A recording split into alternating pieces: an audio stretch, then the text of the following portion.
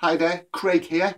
As you're probably aware by now, at the end of each week of the MOOC that I've been facilitating, I've been recording a short video reflection in order to just capture my thoughts about what's really struck me that week. So this is the 5th week's reflection. In other words, this is the final reflection because the MOOC was only 5 weeks long. It's over now.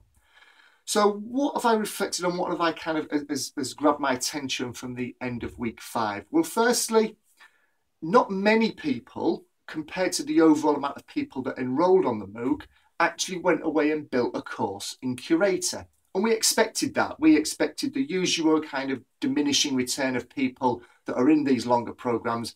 That activity usually tails off, and it did. It tailed off, and we expected that. But what was maybe not surprising, but reassuring, was when you look at the feedback that people have left, the reaction feedback. The overwhelming majority of people were very positive about the experience. In fact, everybody was really positive about the experience. There were some development areas, as always, and it's great to hear that, but everyone was really positive about it.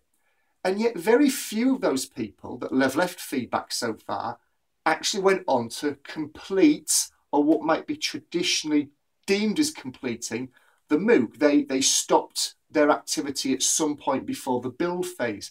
So isn't this really interesting? The traditional concept of being successful in that MOOC and finishing and completing or passing, whatever you want to call it, would have been to move all the way through the 5 weeks. In weeks 3 and 4, build something using Curator, and in week 5, demo it and allow people to give feedback on it. That would have been the traditional sense of completing the MOOC.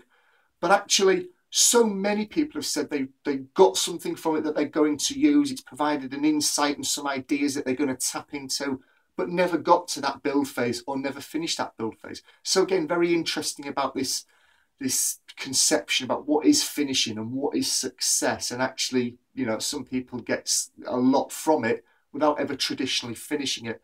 What was really interesting was that one of the participants, Nick Lee, hello Nick if you're watching, he actually went on to review all of the MOOCs that other people had built. He went on and took a look at them and participated and left some feedback and wrote quite an interesting reflective blog post on the experience, and actually said he took a great deal away from looking at other people's content without actually creating his own. And we had a bit of a dialogue through his blog about that, and I said, I wonder if, my gut feeling tells me that you probably gained more from the experience by looking at other people's content and figuring out what you'd have done differently or what you'd have liked to echo, rather than just solely focusing on building your own. So it was just, you know, that's my end of week 5 reflection. Is it anything new? No, because in the MOOC itself, we talk about the fact that people have different definitions of success, and we talk about most organisations' definition of success is finishing and passing and getting a tick in the box and getting to the end.